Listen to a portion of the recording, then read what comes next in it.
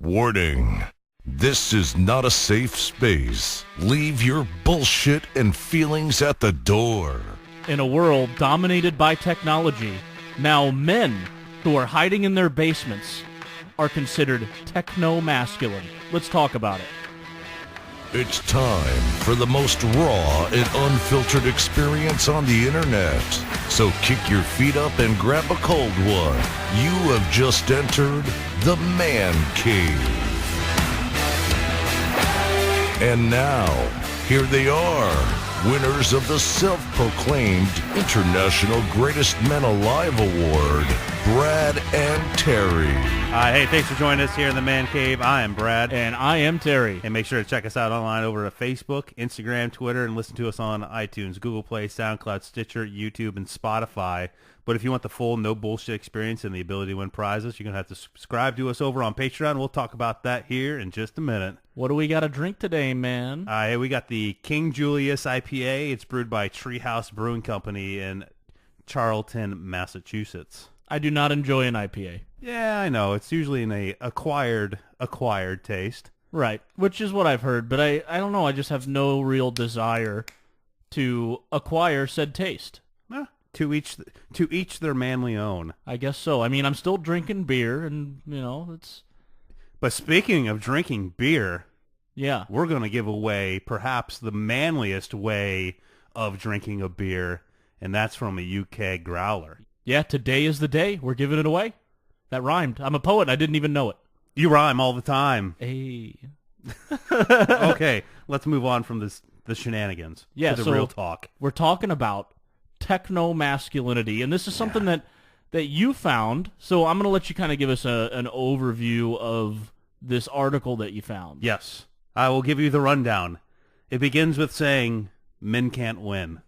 Okay. After enduring decades of being called losers or basement-dwelling neckbeards while simultaneously being accused of male privilege, and now male gamers are being accused of perpetuating dun-dun-dun techno-masculinity. Men just, if you breathe, you suck. Yeah, you're committing oxygen masculinity by breathing. Yeah, you're raping the air by sucking it into your mouth. The air never gave you permission to breathe it. Yeah, it goes into your mouth and then down into the depths of your manly lungs that could have been smoking a cigar. Okay, but moving on. It's like toxic masculinity, the article says, but in a video game. A study from University of Idaho professor Robin Johnson claimed that techno-masculinity is an expression of masculinity that is oriented towards the mastery of technology and skilled use of technological tools and systems. And it says, in popular culture, this type of masculinity is often associated with individuals who are highly competent with computers, but typically lacking in social or physical skills. And it also goes on to say that fathers are mostly to blame for this allegedly toxic draw towards technology. Mm-hmm. Dun, dun, dun. So I want to touch on the whole fathers being at fault portion first. Go for it. Because I think I can be quick on this one. I don't think you can blame anyone because I think technology is unavoidable at this point. So saying that someone in the household is to blame for someone else using technology, and I think that's just ridiculous. And I think that trying to stay away from mastering technology in today's world is stupid. Absolutely, yeah.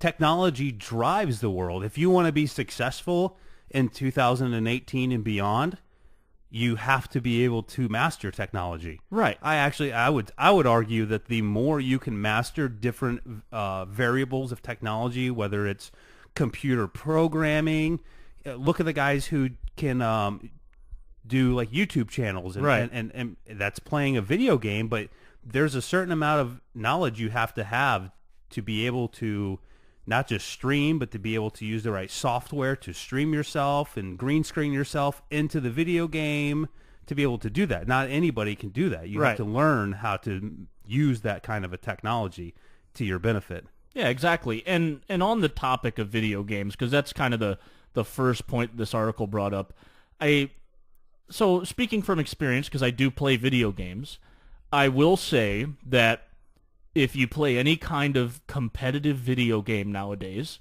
regardless if it's on console or PC, if it's a shooter or a strategy game, whatever you play, if it's competitive and you're playing against other real-life people, it is a cutthroat world out there. People do not hold back their thoughts and feelings about you or what they've done to your mother. It is downright just filthy sometimes, but it is dominated by men. It is extremely rare that you run into a woman or a female playing any kind of video game online competitively, but that being said, the people that you're running into, the large majority of them are not what anyone would describe as masculine, which is kind of where I'm confused at the use of the word technomasculinity, because, yeah, you have to kind of draw a line when it comes to technology and masculinity. You can't put them together into technomasculinity. They're two completely separate things. Yeah. Someone can be a very masculine man who happens to work in a technology-based field. You know, it doesn't mean he's a techno-masculine person. Like, that's just what he does. I don't understand why this is being brought together. And it even starts the article by saying basement-dwelling neckbeard people. Yeah. Right? It's like that is the least masculine thing I can think of. Yeah. I mean, at this point, when you're in your... I think we had a... Didn't we talk about being, like, living with your parents, being in your late 20s, somehow being socially acceptable nowadays, right. And how, like, for us, it's kind of a foreign concept. Maybe we're just part of that last dying breed of people that by, for me, 18 years old, I moved out. Right. And haven't been back since for over, like, pretty much 20 years. Haven't even lived in the same state as my parents for 20 years. I completely left. So, like you said, living in your basement is not, at least to us, at least to Terry and Brad in the man cave, we do not even consider that being masculine. Now, before I read the article, what I thought the direction it was going to take, which I almost agree with, is that these basement-dwelling neckbearders, right? They almost put on a mask when they go on the internet. Yes. And I thought that was the direction it was going to go against and attack that concept, which I can't deny that, because it's a real thing that does happen, whether it be in video games. You know, somebody like will say something or pretend to be someone that they're not, but how can you ever prove them wrong? And the same thing happens on the internet. Look at Facebook. Oh, yeah, I was about to bring that. Just social media in general. Yeah, go to any article on Facebook that isn't like from a friend on your friends list, and just open the comments on any video and just watch how people argue and fight with each other. And then when you see the dude that's being like the biggest dickhead about the whole thing, click on his profile and look at what he looks like. Oh, yeah. And it's just like, what are you going to do? We've created this generation, these swath of Americans now, who I think you would agree with the term now, is called the keyboard warriors. Oh, yeah. Because you don't actually have to interact with another human being to talk shit. Because it's one thing to come and talk shit to my face. Yeah. And do it right in front of me and tell me what you really think. But it's another thing to sit thousands of miles away and just type it and turn off your device or whatever you got to do, check it an hour later and see if the guy responded. But you can throw that shit out there against the wall and you don't have to worry about any repercussions. I mean, I can tell you that your mother's a whore from 2,000 miles away, but I probably wouldn't do that to your face, because if I did it to your face, you'd pile drive me into the ground. Right. And it is so common. It's everywhere. There's no fixing it. You can't label it as technomasculinity. It's because I hear techno. I think someone who works in technology. I hear masculinity. I think someone who is a strong man, whether that be physically, mentally, they provide, they do these things. That's masculine. But saying someone is techno-masculine, in the way this article took it, I completely disagree. But living with mommy and daddy still. Right, but I do think that the way that I think we've kind of defined it as people pretending to be masculine through technology is the nice. Yeah. You must be enjoying that IPA. Yeah. That was a nice techno-masculine burp because you did it through technology. Absolutely. We have mastered the right now, me and you, we didn't even know it today when we started this podcast. We are fulfilling the techno-masculinity. And you know why? Why? Because we have the technology right here and the brain power to use that technology to send our podcast over the internet to people. Ooh, guess what I'm going to do? What's that? Fuck all of you. I hate you. You're all stupid. I banged your mom last week. Like, what are you going to do? Yeah, you can't do anything about it. You fucking keyboard warrior, you microphone hiding behind motherfucking warrior. You see how ridiculous this is? It's not masculine. Are you making the claim that it's not masculine to sit behind the microphone and talk a bunch of shit to people? No.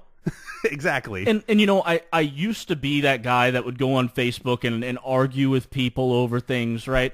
And I think everybody's been there, but I quickly grew out of it and I just ignore it now. I'll read through some comments to kind of, you know, get a laugh and a chuckle. Like, look at this dude getting all heated over somebody he doesn't even know and will never meet in his life. I usually don't engage with strangers because it is very keyboard warriorish, but I will very much engage with friends that I disagree with, but I do it in to me, at least I like to think, I do it in a very polite, civil way. I'm not name calling or anything like that. I think it's, not getting into politics again because this isn't what the podcast is about, but I think it's good to attack ideas and have different varying ideas, but to attack people via the internet and think that you're being masculine.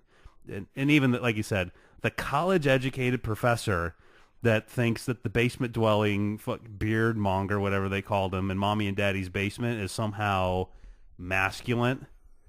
Dude, you've really missed the mark on this one. And I'm not trying to say that dudes who play video games can't be masculine, because I play video games. It's one of my pastimes, one of my hobbies. Yeah. I play video games almost every day, and I don't think I fall into the basement-dwelling neckbearder category whatsoever. You don't live in a basement. You have your own place to live. Right. I take care of my responsibilities and things like of that nature, and then afterwards, maybe for an hour or two, I'll sit down and play some video games. There's nothing wrong with that. Yeah. But that doesn't make me a techno-masculine asshole. You know what makes you a masculine asshole is that man cave shirt you wear around that says alpha male on the back. I know. Well, we just gave away we have man cave shirts. Oh.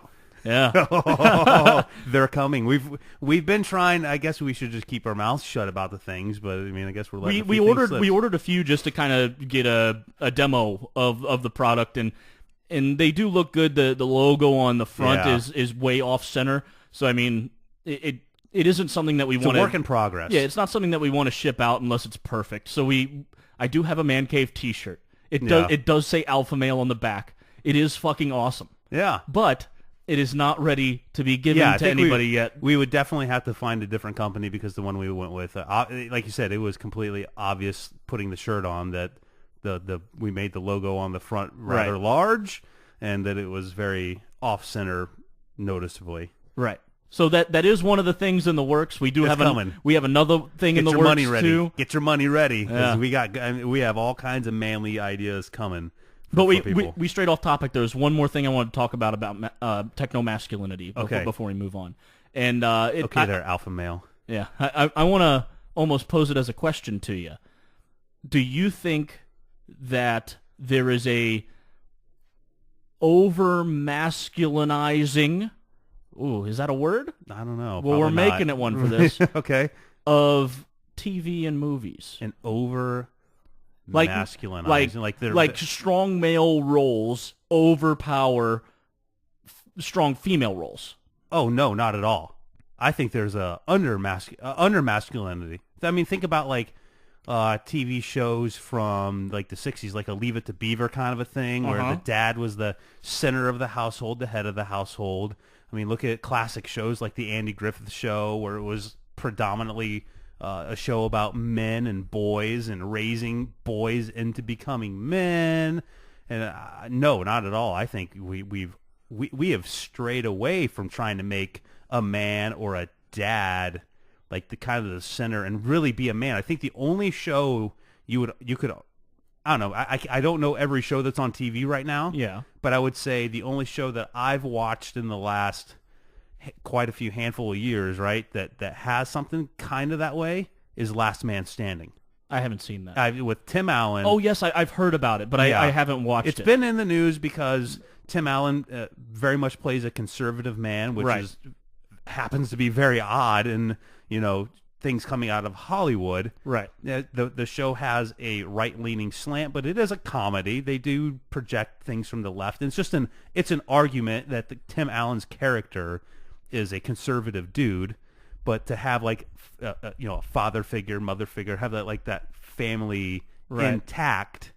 It's one of the only. Well, there shows. are a lot of TV, and I'm happy that you took this route on it because there's a lot of TV shows that the main basis of the show is a family household, right? It's like the family sitcom, Yeah. And back in the day, what you're saying about like Leave It to Beaver and all that, you have the strong man of the house. Not saying that he is the end all be all. It's a show. There's a script, like Family Matters. That's even more relevant time. But nowadays, think to any family sitcom nowadays, and what role does the man play?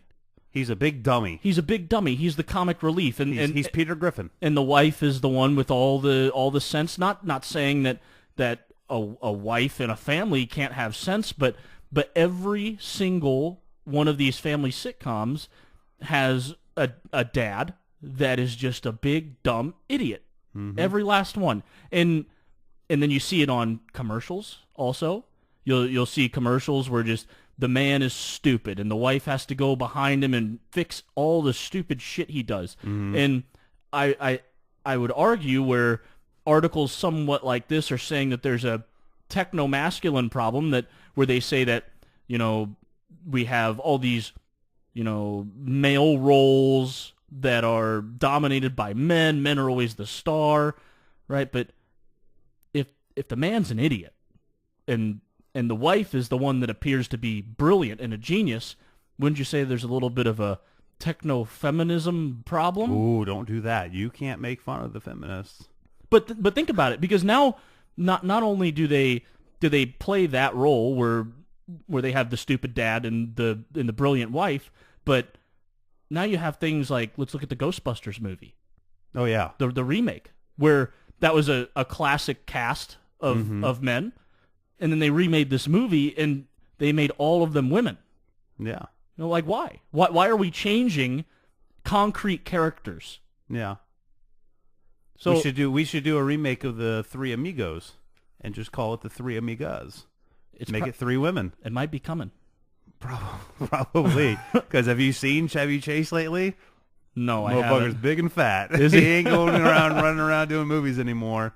But that's my 2 cents on it. I think that it's just completely ill-placed and just a term that should not exist, technomasculinity. I think it's just nothing more than excuses of why we are just going to hate men all the time. Yeah. Well, first, you can't lift weights. You can't drink beer. Can't smoke cigars. Yeah, right? You're being toxic and hyper-masculine. How dare you hold a door open for a woman? She can do it herself. What are you trying to say, that she's helpless? Right. Like, Jesus, I can't win. And then that same woman goes around and says, chivalry's dead. There's no good men left. I'm like, well, you can't like have it both ways. Can't have the cake and eat it too. Yeah.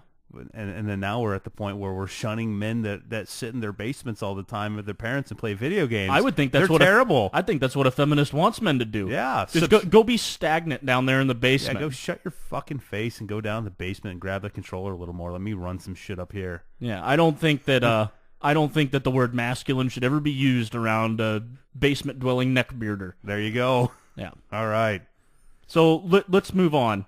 What were we were talking about? Man cave gear that we got. Yeah. And we mentioned the shirt.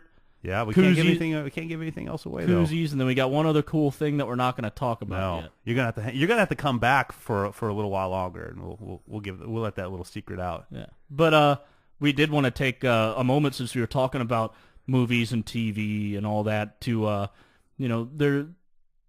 Stan Lee recently died. Yeah. And it was a big shock. I bet you the basement-dwelling neckbearders took it really hard, too. But You think they come out and watch movies, or they don't even come out for movies. They probably just download those things off the internet. 100%. Yeah. I mean, I still do. But how dare they use that technology to get movies for free? I know. Fucking how dare neck-bearded basement dwellers. Man. They're so advanced. But yeah, it's a real shame that Stan Lee has left us, but yeah, you can't really be surprised over. The guy was 95 years old. Yeah, but I mean, dude, 95, and look how alive and kicking he was. Still. Yeah, making cameos in pretty much every movie that was a character that he developed. Now, here's a couple things I want to throw at you at that point. Okay. So, in the Marvel Universe, there is one specific character that is aware he is in a comic book, and that is Deadpool. Deadpool is very aware he is in a comic book in the comics. Okay. So he's the only Marvel superhero who knows Stan Lee is dead. That's got to be heartbreaking for him. But what I've heard, they already have a Stan Lee cameo that was filmed for the next for both Captain Marvel and the next Infinity War. Apparently his cameo was filmed, but are they going to maybe do some CGI work to put him into other ones, or what do you think? I would leave it out. I think it's very fitting for him to make his last cameo appearance in what is pretty much the last movie closing out the original kind of cast of the I don't want to say it's the original because there's some new characters in there, but the original Marvel characters, what do they call it, like the first generation of the MCU? Yeah. Because after this, you're not going to have Captain America. I'm pretty sure you're not going to have Iron Man and Thor. Those guys they don't have contracts left. Right. So you're going to still have an MCU with like Black Panther, Captain Marvel. I still think Bucky, or who's the flying guy, Falcon? I can't remember. Yeah, but in the comic books, they take over the role as Captain America.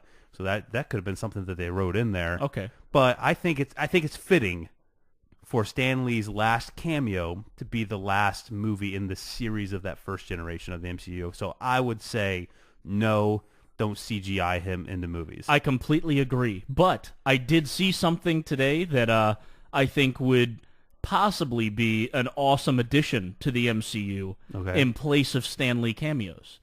And that is, we do Deadpool cameos. I think that would be great. They'd have to be very small cameos because Deadpool is not ready for PG-13. No.